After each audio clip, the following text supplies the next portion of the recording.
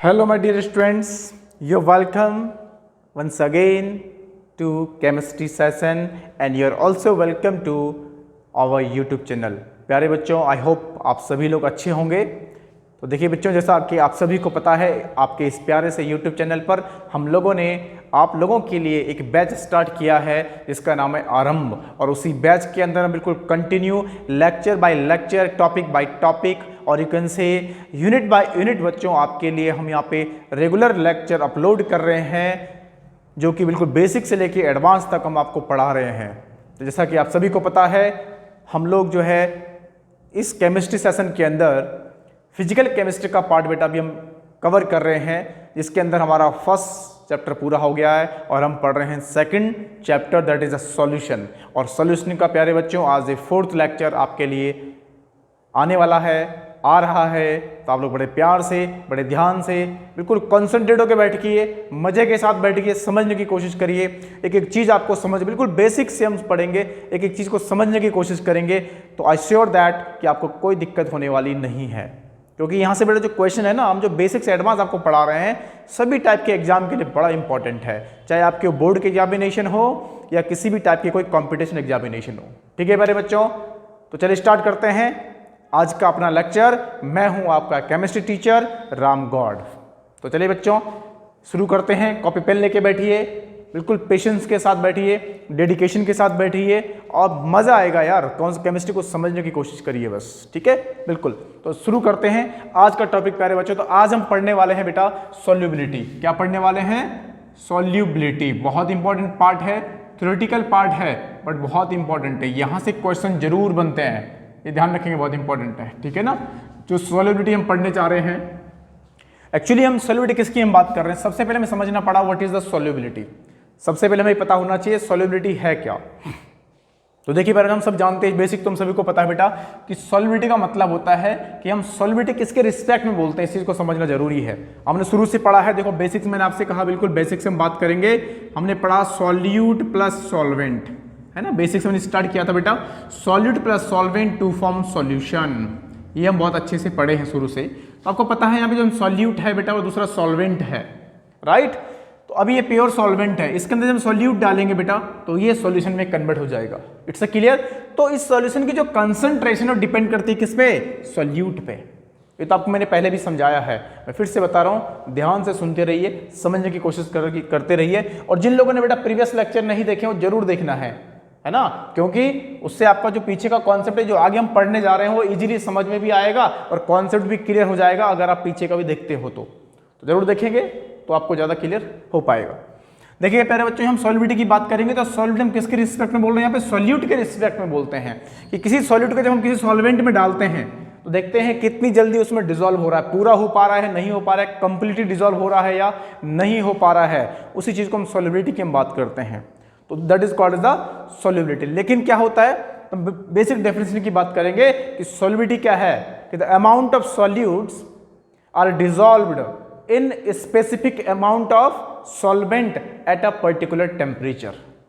It's a clear, this is a basic definition of the solubility कि किसी solute को किसी सॉल्वेंट में डालते हैं बेटा तो उसका जो सॉल्युबिलिटी है ना, अमाउंट ऑफ सॉल्यूट, कितना अमाउंट आपने लिया है, एक फिक्स अमाउंट ऑफ सॉल्वेंट ही होता है और एक पर्टिकुलर टेम्परेचर होता है, उस पे जो है काउंट की जाती है, उसके ऑब्जर्वेशन किया जाता है कि उस सॉल्यूट की सॉल्युबिलिटी कितनी है, कितनी जल्दी वो डिसॉल्व हो रहा है या नहीं हो पा रहा है, पार्शियली हो रहा है, हाईली डिसॉल्व हो पा रहा है या कुछ लिमिट में डिसॉल्व हो पा रहा है। That is called the solubility of that substances. It's clear प्यारे बच्चों, समझ आ रही चीजें? ये तो मैंने आपको मीनिंग बताया सॉल्युबिलिटी क्या है बेटा, ठीक है ना। तो फिक्स अमाउंट ऑफ सॉल्यूट को हम एक फिक्स अमाउंट ऑफ सॉल्वेंट में, यू कैन से हम सॉल्वेंट का बेटा, सपोज हमने क्या 1 लीटर की बात करते हैं, देखो समझना, ये हमने कोई 1 लीटर सॉल्वेंट लिया, अब हम देखेंगे इसमें कितना अमाउंट ऑफ सॉल्यूट डिसॉल्व हो पा रहा है ना, एक पर्टिकुलर टेम्परेचर पे, मतलब टेम्परेचर हम फिक्स रखेंगे यहाँ पे, है ना, क्योंकि टेम्परेचर चेंज करेंगे तो सॉल्युबिलिटी में इफेक्ट पड़ेगा उसका। अभी हम फैक्टर की बात करेंगे तो आपको समझ आएगा। तो आपको मैं मीनिंग बता रहा हूँ सॉल्युबिलिटी का, ठीक है ना, कि maximum amount of solute are dissolved in a specific amount of solvent at a particular temperature, that is called the solubility. Clear है मेरे बच्चों, आपको समझ आया कि सॉल्युबिलिटी का मतलब क्या हुआ, क्लियर है ना? देखिएगा ध्यान से। अब बात आती है हमें बेसिकली हम किस टाइप के सॉल्यूशन की बात करेंगे। मैंने आपको शुरू हम डिफरेंट टाइप के सॉल्यूशंस होते हैं बेटा, solid in liquid, liquid in liquid, gas in liquid, है ना, डिफरेंट टाइप के सॉल्यूशन हमने बात शुरू में डिस्कस किए थे। बट यहाँ पे बेसिकली हम जो सॉल्युबिलिटी के अंदर पढ़ने वाले बेटा, हम दो टाइप के सॉल्यूशन के बारे में पढ़ेंगे। एक हम पढ़ेंगे gases, solubility of, you can से solubility of gases in liquid, ध्यान से देखना इधर और मेरे साथ में नोट करते रहना मेरे साथ साथ में। और दूसरा पॉइंट अब पढ़ेंगे बेटा यहाँ पे सॉल्युबिलिटी ऑफ क्या, solid in liquid, solids in liquid, ये हम यहाँ पे पढ़ने वाले, बस इन दो के बारे में डिटेल से पढ़ेंगे यहाँ पे कि solubility of gases in liquid and solubilities of solids in liquid. इन दो के बारे में डिटेल से पढ़ेंगे इस चैप्टर के, इस टॉपिक के अंदर। किसके अंदर? सॉल्युबिलिटी के अंदर। क्या क्या होने वाला है बड़े ध्यान से देखते रहिए, बहुत कुछ इसमें आने वाला है, बड़ा इंपॉर्टेंट पार्ट है, लिटिल बिट थ्योरेटिकल पार्ट है और बहुत मोस्ट इंपॉर्टेंट है डिफरेंट टाइप के एग्जामिनेशंस के लिए। इनकी जो एप्लीकेशन पढ़ेंगे भी आने वाला है। अभी हम देखेंगे जो गैसेज इन लिक्विड की हम बात करेंगे, इसके अंदर एक हम लॉ पढ़ने वाले हैं। कौन सा लॉ? हेनरी लॉ, बहुत इंपॉर्टेंट है, इसलिए बिल्कुल बने रहिए, लास्ट तक देखते रहिए, बिल्कुल कॉपी पेन लेके बैठिए, शॉर्ट नोट बनाते रहिए। तो देखिएगा ध्यान से, वन बाय वन चलते हैं। तो मैंने आपसे क्या कहा बच्चा, इसको मैं खूब बना दूं शॉर्ट नोट। यहाँ पे एक चार्ट, फ्लो चार्ट बना रहा हूँ, जो मैंने अब तक आपको समझाया ना, उसी का हम फ्लो चार्ट बनाएंगे कि जहाँ यहाँ पे हम जो सॉल्युबिलिटी है प्यारे बच्चों, हम दो सॉल्युबिलिटी पढ़ेंगे खाली, हम औरों का भी कर सकते हैं, ऐसा नहीं कि दोनों का ही है, लेकिन हम अकॉर्डिंग टू अगर हम सिलेबस की बात करें जो मैक्सिमम हमारे लिए इंपॉर्टेंट है एग्जामिनेशन के पॉइंट ऑफ व्यू से, तो यहाँ पे बेटा हम सॉल्युबिलिटी दो की पढ़ेंगे। हम फर्स्ट पढ़ेंगे सॉल्युबिलिटी ऑफ, इसको आप इस तरह से बनाइए, सॉलिड इन लिक्विड, और यू कैन से solubility of gas in liquid, ठीक है ना, इसके बारे में हम बात करेंगे, ठीक है ना। इन दोनों के बारे में डिटेल से थोड़ा सा पढ़ेंगे हम, जिसमें हम स्टार्ट करते हैं किससे, गैस इन लिक्विड से। इंपॉर्टेंट पार्ट है क्योंकि इसके अंदर हम एक लॉ पढ़ेंगे, हेनरी लॉ, बाद में पढ़ेंगे डाल्टन्स लॉ, है बहुत सारे लॉ आएंगे इस चैप्टर के अंदर। तो चलिए स्टार्ट करते हैं, वन बाय वन लेके चलते हैं, ठीक है ना। आज हम बात करेंगे बच्चों solubility of gas in liquid, है बेटा, ध्यान रखेंगे इससे। फिर बात करेंगे कौन कौन से फैक्टर यहाँ पे responsible, that is very important. तो आज हम किसकी बात कर रहे हैं, solubility of gases in liquid, yes, ये हमारा आज का इंपॉर्टेंट पार्ट होने वाला है इस लेक्चर का, ठीक है ना प्यारे बच्चों, राइट। तो क्या है, first of all it means किसी गैस को अगर हमें लिक्विड में सॉल्युबल करना है, डिसॉल्व करना है, तो कैसे करेंगे। क्या आपने कोई ऐसा एग्जाम्पल देखा है जिसमें आपने देखा होगा कि गैस क्या है, सॉल्यूट है हमारे पास, और लिक्विड क्या है, सॉल्वेंट है। एक लिक्विड सॉल्यूशन का एग्जांपल हुआ ना, फाइनली कौन सॉल्यूशन हुआ, देखो अगर हम इसको सॉलिड और सॉल्वेंट के फॉर्म में लिखे ना, तो यहाँ पे गैस क्या है प्यारे बच्चों, सॉल्यूट है, और यहाँ पे लिक्विड क्या है, यहाँ पे सॉल्वेंट है। तो फाइनली जो सॉल्यूशन बनेगा ना, जो सॉल्यूशन बनेगा उसका भी जो स्टेट होगा प्यारे बच्चों, वो लिक्विड ही होगा, यस और नॉट। ये मैंने पहले भी समझाया था आपको कि किसी भी सॉल्यूशन का जो फिजिकल स्टेट होता है वो उसके सॉल्वेंट पे डिपेंड करता है, और उसकी जो कंसंट्रेशन होती है प्यारे बच्चों, वो सॉल्यूट पे डिपेंड करती है। तो सॉल्यूशन तो लिक्विड ही बनेगा फाइनली, बट यहाँ पे हमारे पास जो गैस है ये यहाँ पे क्या है, इस समय सॉल्यूट है, और जो लिक्विड है प्यारे बच्चों ये क्या है, यहाँ पे सॉल्वेंट है। तो जनरली यहाँ पे हम लिक्विड सॉल्वेंट कौन सा लेना चाहेंगे, जनरली हम बात करते हैं वाटर की। किसकी बात करते हैं इस समय, वाटर की बात करते हैं, क्योंकि water is a very common example, जिसको बहुत छोटी क्लास से भी पढ़ के आते हैं, आपको इजी भी समझ में भी आएगा। और हमने अच्छी तरह पढ़ा है कि water is also known as what, universal solvent, बोलते हैं ना यूनिवर्सल सॉल्वेंट। उसके दो तीन रीजन है, दो रीजन तो बड़े कॉमन है प्यारे बच्चों, कि फर्स्ट ऑफ ऑल वाटर क्या होता है, पोलर होता है, वाटर क्या होता है, पोलर कंपाउंड है, और दूसरा इसका रीजन होता है कि वाटर का डाइलेक्ट्रिक कांस्टेंट काफी हाई होता है। उसका मतलब क्या हुआ कि जब हम किसी सॉल्यूट के इसके अंदर डालेंगे तो सॉल्यूट के मॉलिक्यूल के बीच के फोर्स ऑफ अट्रैक्शन को, बॉन्ड को तोड़ने में इसका डाइलेक्ट्रिक कांस्टेंट बड़ा हेल्प करता है। तो that's why these are the two properties due to which water is itself is a very important, or you can say also known as the universal solvent। इसी की बात करें, अगर हम वाटर को एज ए सॉल्वेंट लेके चलते हैं, इस समय हम कोई सॉल्यूट की बात करते हैं, गैसेज हम सॉल्यूट ले रहे हैं प्यारे बच्चों, तो देखते हैं किस तरह से गैस इसमें लिक्विड में डिसॉल्व होके क्या बनाएगी, सॉल्यूशन बनाएगी। तो मैं आपसे पूछ रहा हूं, क्या आप सोचिए, थोड़ा सा इमेजिनेशन करिए, क्या आपके लाइफ में आपने ऐसा कोई एग्जाम्पल देखा है या ऐसा कोई सॉल्यूशन देखा है जिसमें गैस इन लिक्विड है। यस, देखा है, आपने पिया भी है, याद आया, याद आ रहा पीने के नाम से, क्या पिया, बहुत कुछ पिया सर, है ना, हाँ, क्या पिया है, अरे पिया है, सबने पिया है, क्या पिया है, बोलो सर पिया तो है, लेकिन क्या पिया है? अरे कोल्ड ड्रिंक्स। लेकिन बहुत सारे लोगों ने क्या पिया? बियर भी पिया है, उसके अंदर भी प्रॉपर्टी देखने को मिलती है ये वाली। लेकिन हम कॉमन एग्जाम्पल लेके चलेंगे, कोल्ड ड्रिंक्स, सॉफ्ट ड्रिंक्स। आपने देखा है बोतल खोलोगे तो बड़े प्रेशर से खुलती है, यस और not? This is very common example, इससे आपको ज़्यादा समझ में आएगा। तो इसका एग्जाम्पल वही है बेटा, उसमें कौन सी गैस निकलती है? आप खोलते हो या बोतल थोड़ा सा अगर हिला दिया अपने बोतल को तो बड़ा प्रेशर से उसके अंदर का जो मटीरियल वो बाहर निकल जाता है, बिल्कुल फॉर्म के साथ, प्रेशर के साथ। और वैसे हल्के से खोलोगे तो कहीं ना कहीं बबल्स जरूर आती है उसके अंदर। इट मीन्स जब उस लिक्विड को बनाया गया, जब इस सॉफ्ट ड्रिंक को, कोल्ड ड्रिंक को बनाया गया, अंडर प्रेशर उसको सील्ड किया जाता है, बहुत ही हाई प्रेशर के अंदर। क्यों करते हैं वो हम यहाँ पे सीखने वाले हैं हम, क्योंकि उसमें गैस को डिसॉल्व करना है। तो गैस तो इजीली डिसॉल्व नहीं होगी लिक्विड के अंदर ना, तो उसको डिसॉल्व करने उसमें प्रेशर लगाया जाता है।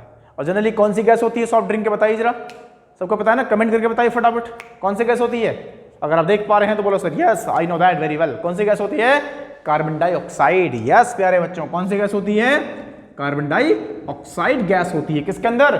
सॉफ्ट ड्रिंक या कोल्ड ड्रिंक्स के बॉटल्स के। जब उसको प्रिपेयर किया जाता है तो फाइनली जब उसको पैकिंग की जाती है तो अंडर हाई प्रेशर CO2 को उसमें मिक्स किया जाता है। ठीक है मेरे बच्चों, तो प्रेशर क्यों लगाते हैं? क्योंकि गैस को उसमें मिक्स करना। तो फैक्टर पढ़ेंगे तो आपको ज्यादा समझ में आने वाला है।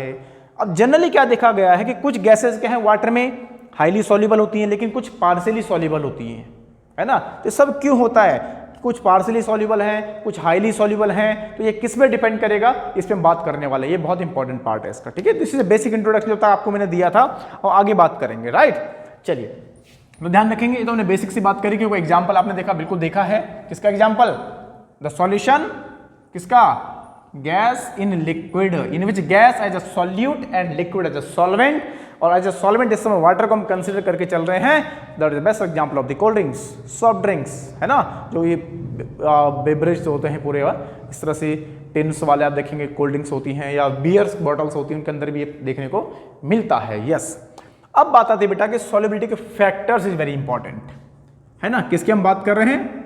ध्यान देना, ये समझने की चीजें हैं। मैं फिर से कहा ना आपसे, ये पार्ट जो है थ्योरेटिकल पार्ट है जो हम पढ़ने जा रहे हैं, बट बड़ा इंपॉर्टेंट है। छोटे छोटे क्वेश्चन बनते हैं यहाँ से MCQ के फॉर्म में, असर्शन रीजन के फॉर्म में। अब वो चाहे आपके बोर्ड का एग्जामिनेशन हो या किसी भी टाइप का कोई कंपटीशन एग्जाम हो, नीट हो, JEE मेंस हो, अदर कोई एग्जाम हो, हर जगह यहाँ से क्वेश्चन बनने के पूरे चांसेस होते हैं प्यारे बच्चों। तो देखते रहिए, समझते रहिए, पढ़ते रहिए, आगे बढ़ते रहिए। पढ़ेगा इंडिया तो बढ़ेगा इंडिया। Yes, why not? क्यों नहीं बढ़ेगा यार? बढ़ेगा, बस थोड़ा पेशेंस रखिए, सीखने का कोशिश करिए। देखिए ना, जिसके अंदर डिजायर होता है, एक होता है बर्निंग डिजायर, सीखने का, कुछ करने का डिजायर होता है, वो तो कुछ भी कर लेगा। ठीक है ना?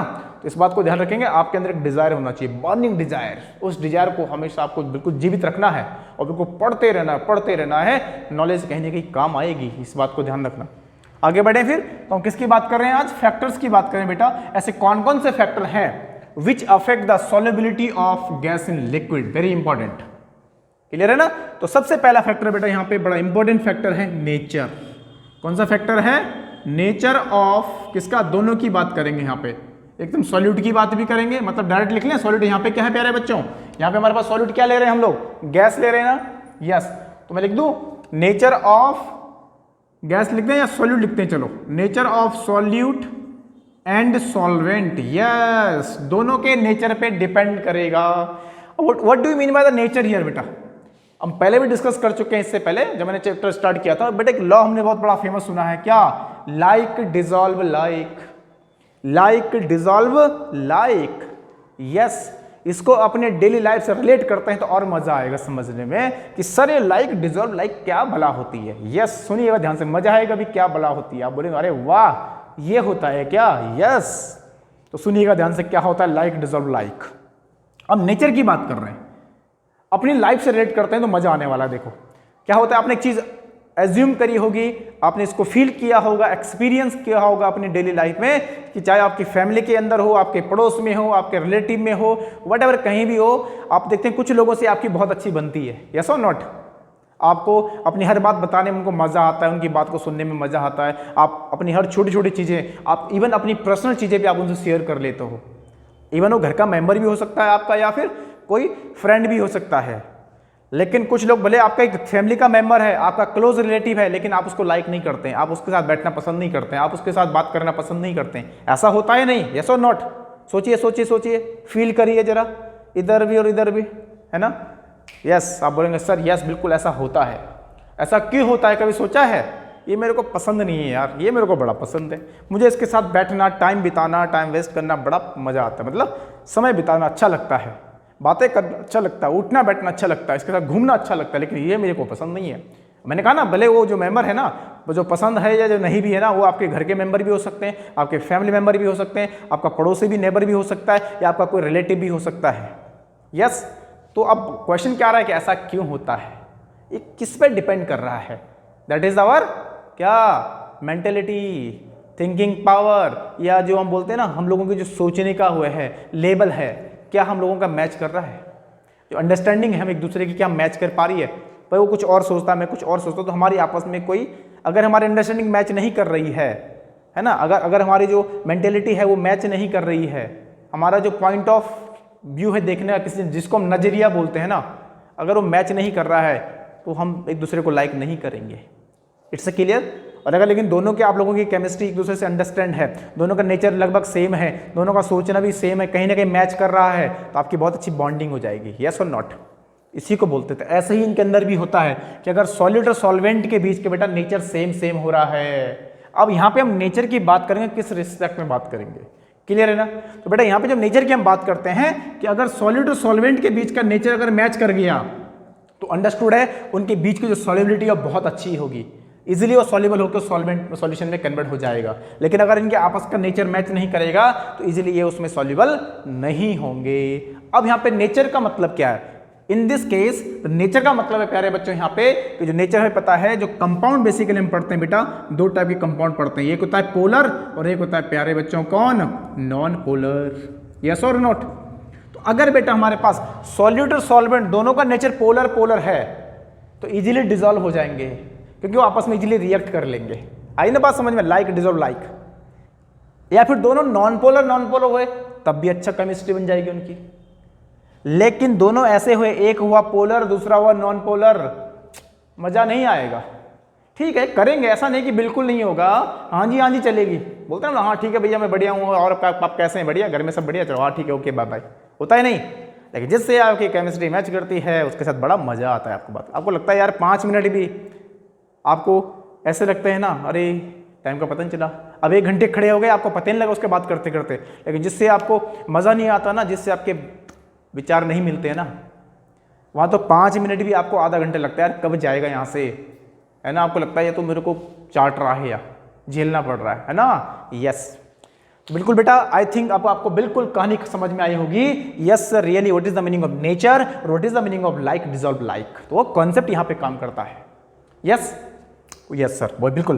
तो बेटा ये समझ में आ गया। तो पहला फैक्टर हो रहा है ये वाला कि अगर दोनों का, गैस का और लिक्विड का, क्योंकि इस समय हम गैस एंड लिक्विड की बात कर रहे हैं, अगर गैस और लिक्विड दोनों बेटा पोलर हो गई, ठीक है ना, दोनों का नेचर सेम सेम हो गया या दोनों नॉन पोलर हो गई, तो अच्छी सॉल्युबिलिटी होगी।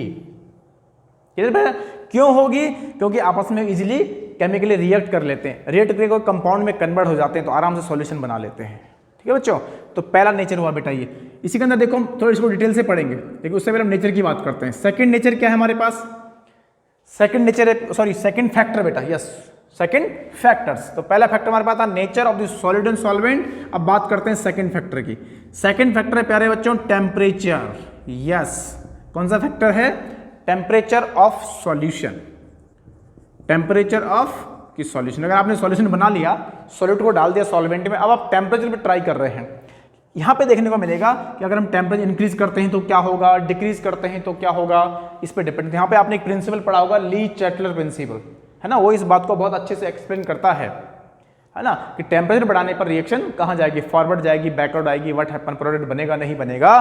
तो temperature is also very important factor which plays a very important role in case of the solubility of gas in liquid. and बेटा थर्ड फैक्टर है यहाँ पे प्रेशर। यस, कौन सा फैक्टर है? प्रेशर, क्योंकि हम गैस की बात कर रहे हैं ना, आपको पता है गैस पे प्रेशर का बड़ा इफेक्ट होता है। तो these are the 3 factors which are responsible or you can say affect the solubility of gases in liquids। प्यारे बच्चों, अब क्या क्या इफेक्ट पड़ता है इसको देखना पड़ेगा, ये इंपॉर्टेंट है, क्योंकि यहाँ से क्वेश्चन बनेंगे। ठीक है, तो मैंने आपको कहानी समझाई, कॉन्सेप्ट समझाया कि क्या होता है एक्चुअली में। ध्यान रखिए, वन बाय वन चलेंगे। देखो नेचर को मैंने थोड़ा एक्सप्लेन किया, एक एग्जांपल लेके देखते हैं यहाँ पे बेटा कि nature of solute and solvent की बात करेंगे।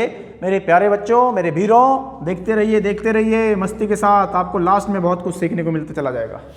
इस लेक्चर के एंड होते होते बहुत सारी चीजें आपकी क्लियर हो जाएंगी यार, कोई दिक्कत आने वाली नहीं है। मैंने कहा ना बिल्कुल बेसिक से एडवांस की तरफ चलेंगे, धीरे धीरे मजा आएगा। अभी कुछ सीक्वेंस से चल रहे हैं, चैप्टर वाइज चल रहे हैं, टॉपिक वाइज चल रहे हैं, तो बिल्कुल पूरा मटेरियल आपको मिलने वाला है यार, बिल्कुल यस, ठीक है। तो nature of solute and solvent की हम बात कर रहे हैं बेटा प्यारे बच्चों। तो मैंने एग्जांपल की मैं बात कर रहा था यहाँ पे बेटा, जैसे आपने देखो बहुत सारी गैसेज होते हैं, लेकिन देखते हैं सभी गैसेज वाटर में इजीली क्या नहीं होती प्यारे बच्चों, डिजॉल्व नहीं होती है।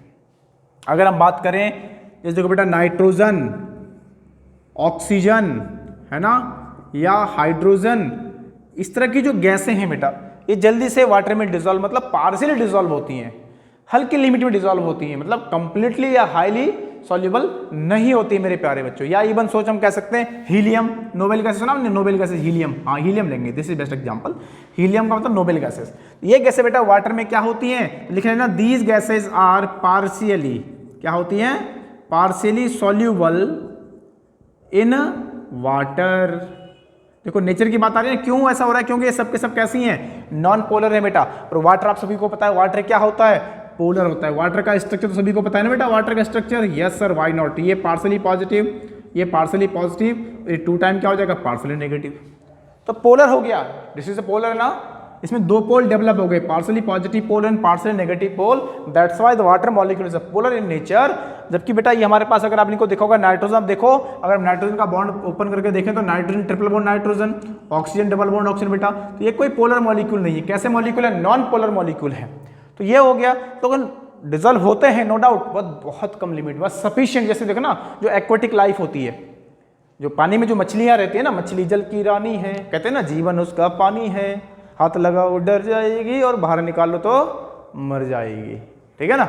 यस सर, बचपन की याद आ रही है, हाँ बहुत पढ़ा है बचपन बच्चों ने, है ना, पोएम्स। आज के बच्चे भी, आजकल तो जमाना याद हो गया बच्चों के लिए ना, यूट्यूब पे सर्च कर रहे हैं, वहाँ ढूंढ रहे हैं मछली जल की रानी है।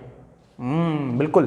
तो बेटा वो इतनी ऑक्सीजन सफिशिएंट होती है वहाँ पे, वाटर में जो ऑक्सीजन होती है ना, डिजॉल्व होती है बट बहुत कम लिमिट में होती है, बस इतना सफिशिएंट होती है कि जो एक्वेटिक लाइफ है वो सर्वाइव कर पाए वहाँ पे। लेकिन आप देखो, हम लोग अगर आप पानी के अंदर जाओ ना, बहुत देर तक पानी के अंदर रह नहीं सकते।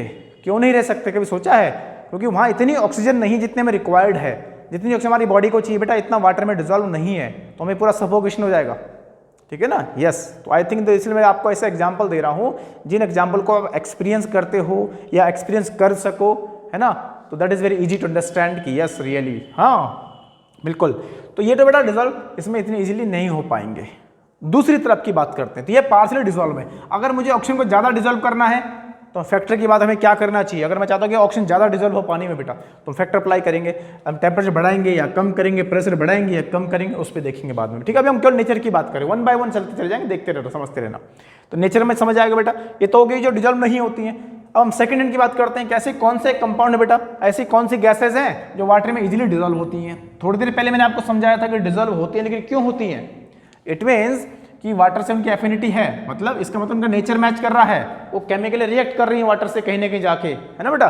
जैसे एग्जांपल है, वैसे एग्जांपल हम बोल सकते हैं HCl, ये भी तो गैस होती है, सल्फर डाइऑक्साइड, अमोनिया, यस, इन सब गैस को, है ना, अमोनिया, अगर इन सब गैस को अगर हम वाटर में डालेंगे ना, तो ये बहुत जल्दी वाटर से सॉल्युबल होकर ना और वाटर में मिक्स होकर कंपाउंड में कन्वर्ट हो जाएंगे।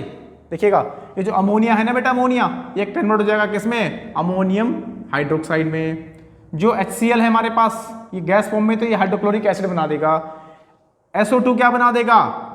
H2SO3, ये क्या बनाएगा? Sulphurous acid. देखो इस तरह से कंपाउंड बना लेते हैं, इसका मतलब है केमिकली वाटर के साथ केमिकली रिएक्ट कर लेते हैं, दैट्स वाई ये इजीली सॉल्युबल हो जाते हैं। क्यों रिएक्ट करते हैं बेटा? मैंने फिर से कहा, इनका नेचर मैच कर रहा है। देखो आपको पता है, ये पार्शियली पॉजिटिव है, पार्शियली नेगेटिव। अगर सल्फर डाइऑक्साइड का फॉर्म स्ट्रक्चर बनाओगे बेटा, इसमें भी देखो पार्शियली नेगेटिव है, पार्शियली पॉजिटिव, पोलर है। वाटर भी क्या है? पोलर है। This is the nature. तो पहला फैक्टर हो गया क्या, याद रहेगा सबको, नेचर। कि नेचर पे, सॉलिड के नेचर पे भी और सॉल्वेंट के नेचर पे भी डिपेंड करता है सॉल्युबिलिटी। क्लियर? चलिए अब बात करते हैं सेकंड फैक्टर की, बड़ा इंपॉर्टेंट फैक्टर है प्यारे बच्चों। सेकंड फैक्टर क्या है, इसको देखने के लायक है। कौन सा फैक्टर है सेकंड बोलो? टेम्परेचर। ये बड़ा रोल प्ले करेगा यहाँ पे। अब टेम्परेचर का क्या फर्क पड़ता है इस चीज को देखने की बात है ये, ठीक है, ये बहुत इंपॉर्टेंट है। ऐसे क्वेश्चन बनेगा कई बार, बताइए what is the effect of temperature? Temperature increase करेंगे तो सॉलिबिलिटी इंक्रीज करेगी या डिक्रीज करेगी, है ना? किसकी? गैस इन लिक्विड की हम बात कर रहे हैं, ठीक है, इसलिए कंफ्यूज नहीं होना है, हम कॉमन बात नहीं कर रहे हैं। अभी हम किसी स्पेसिफिक को पढ़ रहे हैं इस समय, solubility of gas in liquid की बात कर रहे हैं, तो ध्यान रखें उसी रिस्पेक्ट में सबके फैक्टर की बात करेंगे बेटा। तो ध्यान से सुनना मेरी बात को। जनरली क्या देखा गया बेटा, सपोज एक कंटेनर है, देखना मेरी बात को सुनना है, अच्छे समझना। ये हमने इसमें लिक्विड भरा है प्यारे बच्चों, क्या भरा है इसके अंदर? लिक्विड बेटा। और ये गैस है कोई, ये गैस के मॉलिक्यूल है। ये मैंने कंटेनर को क्लोज कर दिया, ठीक है, नहीं तो गैस तो भाग जाएगी। देखिएगा, गैस से रिलेटेड जितने भी एक्सपेरिमेंट की हम बात करते हैं तो कहीं ना कहीं बेटा वो एक क्लोज कंटेनर में ही उनको करते हैं, तो गैस तो भाग जाएगी और रुकेगी नहीं ना। देखिएगा, अब मुझे इस गैस को इसमें डिसॉल्व करवाना है बेटा, सुनना ध्यान से। तो अगर मैं टेम्परेचर बढ़ाते हैं तो क्या होगा? अंडरस्टूड है, देखो ध्यान देना, अपना लॉजिक लगा सकते हैं आप। एक्चुअली क्या देखा गया बेटा कि जनरली जब गैस को ना लिक्विड में डिसॉल्व करते हैं, हमेशा ये जो प्रोसेस है ना इटसेल्फ, ये एक्सोथर्मिक होती है। इस बात को ध्यान रखना, क्या होती है? Exothermic. Point to be noted रे प्यारे बच्चों। क्या बोला मैंने कि जब किसी गैस को हम किसी लिक्विड में डिसॉल्व करते हैं, उसको प्रेशराइज कर डिसॉल्व करने की कोशिश करते हैं, जब वो डिसॉल्व होती है बेटा तो उसमें से हीट रिलीज होती है, एक्सोथर्मिक प्रोसेस होती है। मतलब इक्विलिब्रियम फॉर्म में है बट एक्सो होती है। इट मीन्स आपको पता है ऐसा प्रोसेस जो इटसेल्फ एक्सोथर्मिक हो रहा हो, और अगर हम वहाँ टेम्परेचर बढ़ा रहे हैं तो प्रोसेस रिवर्स हो जाएगा, क्योंकि वहाँ हीट की रिक्वायरमेंट नहीं है, according to Le Chatelier principle. If you know that, अगर आपको पता है, आपने पढ़ा है, नहीं बेटा तो देखिएगा, पढ़ना तो और ज़्यादा कॉन्सेप्ट क्लियर हो जाएगा। उसके लिए मैं अलग से मैं आपके लिए लेक्चर लेके आऊँगा बाद में, लेकिन आप अपने लेवल से पढ़ सकते हैं तो आपको ज़्यादा समझ में आएगा। यस सर, है ना, क्लास 11 में तुम लोगों ने पढ़ा भी होगा पहले। तो अकॉर्डिंग टू दैट प्रिंसिपल बेटा, तो ये एक्सोथर्मिक है, तो अंडरस्टूड। यहाँ पे अगर हम टेम्परेचर बढ़ाएंगे बेटा तो सॉलिबिलिटी डिक्रीज कर जाएगी, ध्यान रखना इस चीज़ को। तो क्या लिखना है? टेम्परेचर, देखो मैं लिख रहा हूँ सिंबॉलिक फॉर्म में, temperature increases, what happen? Solubility क्या करेंगे बेटा? डिक्रीजेज। एरो से दिखा रहा हूँ, अगर हम टेम्परेचर इंक्रीज करेंगे तो सॉल्युबिलिटी डिक्रीज करती है, इस बात का ध्यान रखना। In case of solubility of gas in liquid, this is a very important point, ठीक है ना बेटा? नेचर आपको पता लग गया, ठीक है ना? तो ये चीज थोड़ा समझने की है। क्लियर है प्यारे बच्चों? चलिए नेक्स्ट फैक्टर की बात करते हैं, प्रेशर। और प्रेशर बेटा बहुत बहुत इंपॉर्टेंट रोल प्ले करता है इन केस ऑफ गैसेस। तो अंडरस्टैंड देखो, मैंने आपसे क्या बोला कि अगर हम इस पे देखो, इसी कंटेनर को समझना बेटा, इसमें ऊपर क्या है? ये गैसेस के मॉलिक्यूल है, नीचे लिक्विड है। अगर मैं यहाँ पे सपोज एक पिस्टन वाला सिस्टम लगा देता हूँ, है ना, पिस्टन लगाते हैं, इसको ऊपर से पुश करता हूँ, प्रेशर अप्लाई करता हूँ इसके ऊपर, ठीक है ना? जब प्रेशर अप्लाई करूंगा तो ये गैस के मॉलिक्यूल एक दूसरे के नजदीक आ जाएंगे ना, you know that very well. और जब नजदीक आ जाएंगे बेटा, हम कभी याद रखना, हमने कॉमनली सुना भी होगा कि जब गैस को हम प्रेशराइज करते हैं एक नॉर्मल कंडीशन में या फिक्स टेम्परेचर पे, तो बेटा वो लिक्विड में कन्वर्ट हो जाती है। यस और नॉट? सबको पता है ना? ऐसे बेटा अगर हम यहाँ पे प्रेशर बढ़ाएंगे तो ये गैस के मॉलिक्यूल भी लिक्विड में कन्वर्ट हो जाएंगे, एंड लिक्विड की बहुत अच्छी मिक्सेबिलिटी आपस में हो जाती है। It means that is very simply कि pressure is directly proportional to the solubility of gas in liquid. तो हम क्या बोलेंगे? अगर बेटा हमने यहाँ लिख रहा हूं, नोट करते रहना, प्रेशर इंक्रीजेज तो solubility is also increases, very most important. तो टेम्परेचर और प्रेशर का बेटा एक तरह से अपोजिट इफेक्ट होता है in solubility of gas in liquid पे। आई होप आपको यहां तक के फैक्टर भी समझ में आए होंगे बेटा। अब इसी के ऊपर क्या है, एक साइंटिस्ट आए, कौन? हेनरी। आपने सुना है विलियम हेनरी उनका पूरा नाम था। उन्होंने बेटा इसी स्टडी करके ना एक मैथमेटिकल रिलेशनशिप दिया, और यू कैन से क्वांटिटेटिवली, है ना, क्वांटिटेटिवली हेनरी लिख लेना जरा नेक्स्ट, है ना बेटा। इसी के ऊपर काम किया किसने? विलियम हेनरी ने। प्यारे बच्चों सुनना बड़े ध्यान से, देखो अब इंपॉर्टेंट पार्ट आने वाला है, ठीक है? छोटी छोटी चीजें हैं, ये बहुत काम की है, समझना बहुत जरूरी है, तभी तो काम आएगा आगे ना। यस, चलिए आगे बढ़िए। तो मैंने क्या बोला बेटा, एक साइंटिस्ट थे विलियम हेनरी। हेनरी के नाम से बड़े फेमस है बेटा। इन्होंने क्या किया, इसमें स्टडी करा इसी फैक्टर पे, किस पे? प्रेशर का किस तरह से सॉल्युबिलिटी ऑफ गैस पे इफेक्ट पड़ रहा है बेटा, और एक क्वांटिटेटिवली रिलेशनशिप निकाला। किसके बीच में निकाला? रिलेशन बिटवीन, देखो इन्होंने एक रिलेशन निकाला प्यारे बच्चों, relation between pressure and amount of gas, amount of gas, इसके बीच का रिलेशन निकाला किसने? हेनरी ने बेटा, और उसी को हेनरी लॉ बोल दिया। क्या रिलेशन निकाला? उन्होंने ये देखा बेटा कि किसी पर्टिकुलर टेम्परेचर पे, है ना, द अमाउंट ऑफ गैस, है ना, जो अमाउंट ऑफ गैस है, that is directly proportional to the pressure applied on them to soluble in the liquid. कि किसी गैस को जब उन्होंने क्या किया, लिक्विड में डिसॉल्व करने की कोशिश की, सॉल्युबिलिटी करने की बात करी बेटा, तो देखा सेम यही वाला फैक्टर लगाया। देखो फिर से मैं आपको एक डायग्राम कंटिन्यू से बता रहा हूँ। सपोज ये लिक्विड है प्यारे बच्चों, समझते रहिए, और ये हमारे पास गैसेज हैं, ठीक है, गैसेज के मॉलिक्यूल हैं। एक कंटेनर को क्लोज किया प्यारे बच्चों, यहाँ से उन्होंने क्या लगाया, इसमें प्रेशर लगाया। प्रेशर लगा के देखा कि सॉल्युबिलिटी ज़्यादा बढ़ रही है, और प्रेशर लगाया तो जितनी ज़्यादा वो प्रेशर लगा रहे थे, सुनना ध्यान से, जितना ज़्यादा यहाँ से प्रेशर, क्योंकि सब उनके पास इक्विपमेंट होते हैं ना, साइंटिफिक रिसर्च लैब में प्रोसेस इसके ऑपरेटर्स होते हैं, पूरा मेजरमेंट ऑपरेटर सब कुछ अवेलेबल होता है बेटा, ठीक है। इसको हम सिंपल डायग्राम में लेके समझ रहे हैं कि ऊपर से प्रेशर लगाया तो गैस उसमें डिसॉल्व हो रही थी, फिर प्रेशर बढ़ाया तो और गैस देखा, तो इसका मतलब उनको फाइनली क्या रिजल्ट देखने को मिला कि amount of gas dissolved in a given liquid at a particular temperature is directly proportional to the pressure applied on the gas. Yes, it's a clear. तो क्या बोल दिया सिंपल कि mass of gas directly proportional to the pressure applying on them. इस sign को हटाएंगे, आपको पता है प्रोपोर्शनल साइन हटाएंगे बेटा तो ये हो जाएगा K डॉट P, ठीक है ना। एक तो बेटा उन्होंने रिलेशन निकाला ये वाला, क्लियर है ना, कि mass of gas dissolve in a liquid is directly proportional to the pressure applying on them, कि जितना ज्यादा हम प्रेशर लगाएंगे उतना ज्यादा अमाउंट ऑफ गैस बेटा इजिली लिक्विड में क्या हो रहा है, डिसॉल्व हो जा रहा है, मतलब सॉल्युबिलिटी बढ़ती चली जा रही है, ठीक है प्यारे बच्चों।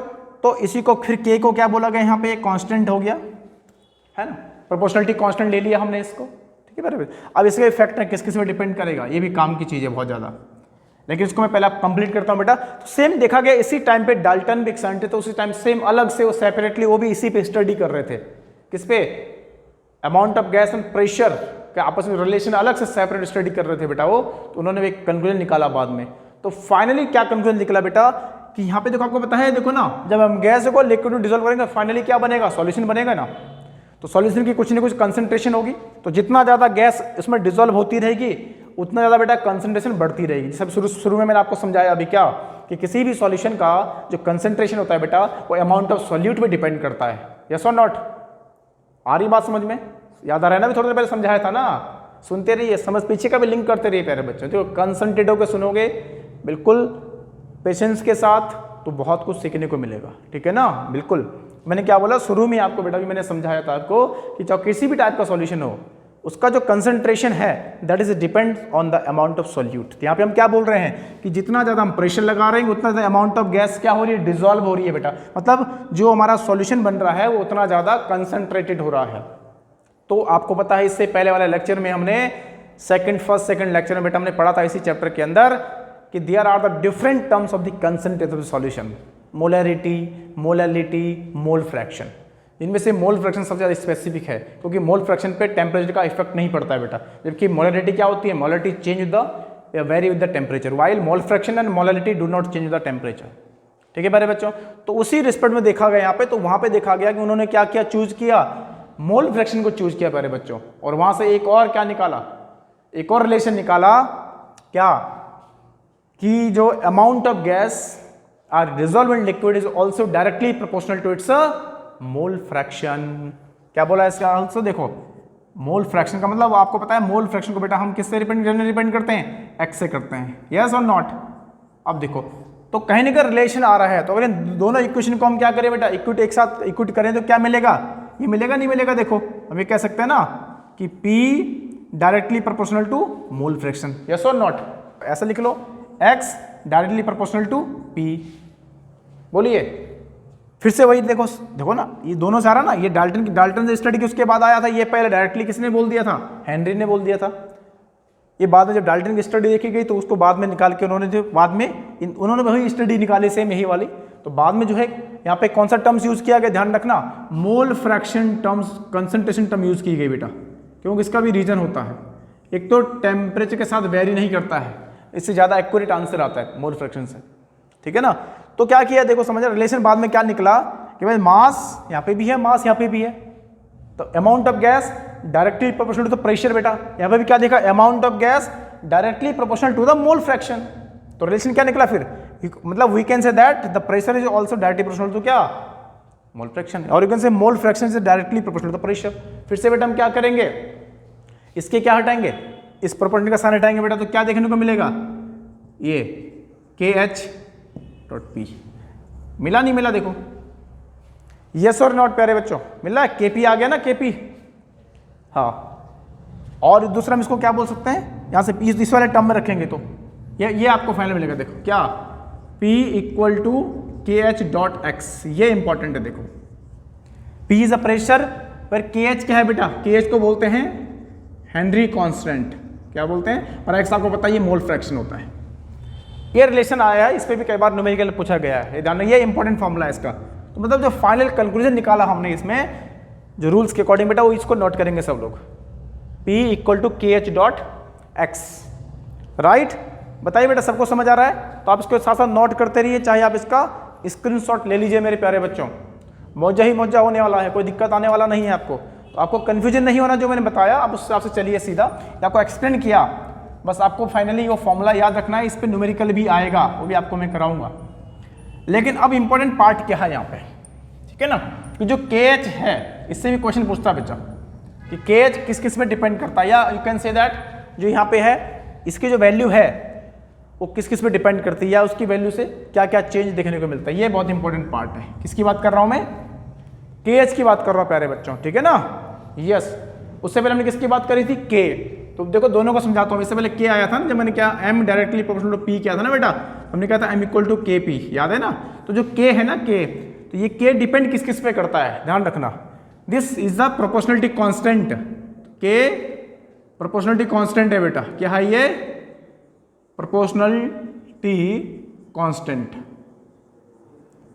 अब ये किस किस पे डिपेंड करता है, ध्यान रखना, K is also depend on the nature, इसका मतलब नेचर पे वही बाजू में आपको बताया ना, पोलर नॉन पोलर आपको समझाता, पोलर और नॉन पोलर है ना, यू कैन से nature of the gas. K is also depends on the what, nature of the solvent. देखिएगा नोट करते रहेगा, इंपॉर्टेंट पार्ट है बेटा, यहां से क्वेश्चन बन सकते हैं किस किस पे डिपेंड करता है, ठीक है ना। दूसरा बेटा, K is also depends on the temperature and K also depend on the pressure, ये भी बहुत इंपॉर्टेंट पार्ट है। K बोल रहा हूं मैं, not is the KH, this is different thing, ठीक है ना। एक तो इसको नोट कर लो फटाफट, या इसका स्क्रीनशॉट ले लो फटाफट, फिर हम बात करते हैं किसकी, KH की बात करते हैं, ठीक है बेटा, ठीक है बेटा, हम बात करते हैं किसकी, KH मैं लिख रहा हूं यहां पे, KH is depend on the nature of gas. इस पॉइंट को याद रखना बेटा, वेरी इंपॉर्टेंट है, this is first point. KH की जो वैल्यू है ना, तो हम कह सकते हैं बेटा, समझना ध्यान से, क्या लिख रहा हूं मैं, the higher the value of KH lower the solubility, ये बहुत इंपॉर्टेंट है, lower the solubility, very very most important प्यारे बच्चों, इसको नोट कर लेना कहीं बहुत अच्छे से। इनवर्सली प्रोपोर्शनल रिलेशन है किसका, मतलब KH का वैल्यू जितना ज्यादा सॉल्युबिलिटी उतनी कम, this is very most important. याद करो एक फैक्टर थोड़ा देर मैंने क्या पढ़ा था, कि टेम्परेचर जितना ज्यादा सॉल्युबिलिटी उतनी कम, it means that you can say that क्या बेटा, कि KH is directly proportional to temperature also, very very most. देखो रिलेशन से रिलेशन निकल रहे हैं, ठीक है ना। तो पहला पॉइंट मैंने क्या बोला, KH is depends on the nature of the gas. Second बेटा, the higher the value of KH lower the solubility. साफ साफ दिख रहा है सबको, ठीक है ना, हाँ कोई दिक्कत नहीं है, मैं साथ साथ में बोल रहा हूं, ठीक है, समझने पे ज्यादा फोकस करना है। डिफरेंट गैस के लिए बेटा, या पर्टिकुलर टेम्परेचर पे KH की वैल्यू, क्योंकि देखो KH टेम्परेचर बढ़ाओगे तो KH भी बढ़ेगा, इसका मतलब KH बढ़ेगा तो टेम्परेचर भी बढ़ेगा बेटा। तो जो KH की वैल्यू है पर्टिकुलर रिएक्शन के लिए पर्टिकुलर टेम्परेचर पे पर्टिकुलर होती है, ठीक है ना बेटा।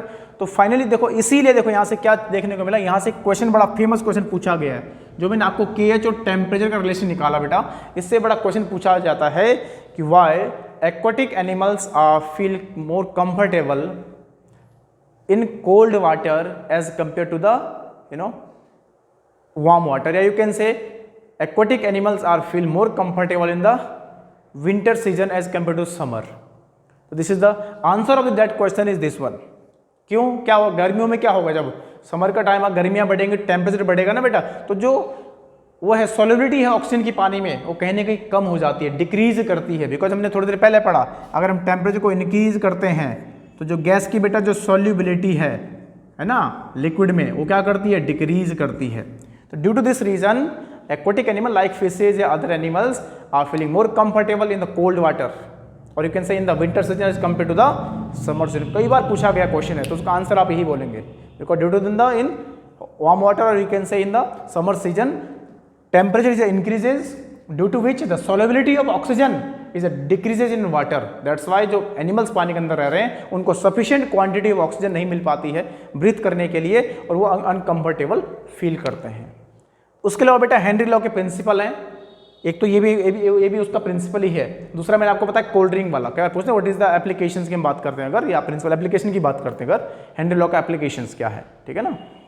तो हेनरीज लॉ के एप्लीकेशन पहला तो यही हो गया कोल्ड वाटर वार्म वाटर वाला बेटा। दूसरा एप्लीकेशन है हेनरी लॉ का क्या, कि जब हाई एल्टीट्यूड पे लोग चढ़ाई करते हैं तो सांस फूल जाती है, तो उसका रीजन भी वही है क्योंकि जब हम हाइट पे चलते हैं ना बेटा तो एटमॉस्फेरिक प्रेशर कम हो जाता है। जब प्रेशर कम होगा तो अंडरस्टूड जो हमारी ऑक्सीजन की जो सॉल्युबिलिटी है ब्लड में वो लो हो जाएगी, तो जितना ऑक्सीजन आपको बॉडी को चाहिए उतना मिल नहीं पाएगा, तो आपका जो है ना शरीर हाँफने लगेगा, आपको सांस लेने में दिक्कत होगी, पूरा सांस आपका जो है आप पूरे हाँफने लगोगे चढ़ाई चढ़ते हुए। जो रॉक क्लाइंबिंग करते हैं या हाई एल्टीट्यूड पर चढ़ता है, देखा होगा जो रॉक क्लाइंबर्स होते हैं है ना, जो पर्वतारोही होते हैं तो साथ में सिलेंडर भी लेके जाते हैं, क्योंकि हाइट पे चढ़ते चढ़ते ऑक्सीजन की कंसंट्रेशन क्या हो जाती है, लो हो जाती है। यू कैन से प्रेशर एटमॉस्फेरिक प्रेशर लो हो जाता है, तो जितना क्वांटिटी ऑफ ऑक्सीजन बेटा बॉडी को चाहिए नहीं मिल पाता है। This is the application of the Henry law. Third application क्या है बेटा हेनरी लॉ का, कि जो आप देखें मैं आपको कोल्ड ड्रिंक की बात कर रहा था कि जो कोल्ड ड्रिंक्स हैं या जितने भी बेवरेज हैं या बियर्स बॉटल्स हैं उनको अंडर हाई प्रेशर उसमें CO2 को क्यों उसको सील्ड किया जाता है, CO2 गैस को उसके अंदर अंडर हाई प्रेशर क्यों सील्ड करते हैं, इसीलिए करते हैं जिससे उसकी जो सॉल्युबिलिटी है पूरे लिक्विड में मिक्स अच्छे से हो जाए, प्रिजर्वेटिव की तरह काम करेगा वहाँ पे वो CO2 जो डाला जाता है, ठीक है ना बेटा, इट्स क्लियर। और एक और एप्लीकेशन की हम बात करेंगे कि जो स्कूबा डाइवर्स होते हैं, जो गोताखोर होते हैं बेटा, तो वो भी अपने साथ क्या लेके जाते हैं अंदर, उसके अंदर जो सिलेंडर होता है उसमें भी क्या होता है, ऑक्सीजन के साथ साथ नाइट्रोजन भी होती है, थोड़ा हीलियम भी होती है। पहले खाली नाइट्रोजन ऑक्सीजन होती थी, तो बाद में पता लगा उससे एक इफेक्ट आया था कि जब अंदर जाएंगे तो नीचे प्रेशर बहुत ज़्यादा होता है, due to the high pressure, लेकिन जैसे वो बाहर निकलेगा तो तुरंत, क्योंकि जब प्रेशर ज़्यादा होगा तो जो ऑक्सीजन है अंदर बहुत ज़्यादा डिजोल्व होगी, नाइट्रोजन बॉडी में अंदर जाके ब्लड डिजोल्व होगी, और जैसे ही वो बाहर आएगा तो बाहर का एटमॉस्फेयर बेटा लो हो जाएगा, तो वो झटके के साथ जब वो बाहर आएगी ऑक्सीजन तो ब्लड को भी खींच लेगी साथ में। कई बार नसें भी जो है बॉडी की हमारी वेन्स से क्या होती है, ब्रस्ट हो जाती हैं, फट जाती हैं, तो दैट इज़ वेरी डेंजरस, बहुत पेनफुल होता है, उसको एनोक्सिया बोलते हैं कई बार है ना, जिसमें उसको एनोक्सिया तो बेटा उसको बोलते हैं हाई एल्टीट्यूड में चलते हैं ना, थिंकिंग पावर कम हो जाती है, उसको बोलते हैं एनोक्सिया, यस हाई एल्टीट्यूड वाले को, राइट। तो these are the application of the basically Henry's law, तो बहुत इंपॉर्टेंट है, तो आपको आई थिंक क्लियर होगा प्यारे बच्चों। अगर आपको ये चीज़ थोड़ा भी समझ आई, कुछ बेसिक से आपको मैंने बिल्कुल बहुत सिंपली समझाया, तो आप कमेंट्स करके जरूर बताएं यस सर हमको समझ आया। तो अब बस इसको देखते रहिए, शॉर्ट नोट बनाते रहिए, प्रैक्टिस करते रहिए, फिर इससे रिलेटेड जो क्वेश्चंस हैं आपको मैं प्रोवाइड करूंगा, है ना। इस पर न्यूमेरिकल्स भी आते हैं, नेक्स्ट लेक्चर में आपको मैं इससे रिलेटेड न्यूमेरिकल या इससे रिलेटेड जो क्वेश्चंस आते हैं उनके बारे में बात करेंगे। तब तक के लिए आप सबको good bye, take care to all of you. Channel को बेटा सब्सक्राइब जरूर करें, सब्सक्राइब करना ना भूलें, क्यों ना भूलें, बिकॉज जिससे हमारा जो नेक्स्ट इनकमिंग वीडियो होगा है ना, वो तुरंत आप तक वो पहुंच जाएगा। जैसे ही हम अपलोड करेंगे वीडियो को तुरंत उसका नोटिफिकेशन आपको पहुंचेगा, आप तुरंत उसका बेनिफिट उठा पाएंगे। दूसरा, चैनल को शेयर करिए जरूर, कमेंट्स करिए, लाइक करिए, है ना प्यारे बच्चों। चलिए फिर मिलते हैं आपको एक और नेक्स्ट वीडियो के साथ, एक नेक्स्ट लेक्चर के साथ, नेक्स्ट टॉपिक के साथ। तब तक के लिए आप सभी को good bye, take care to all of you.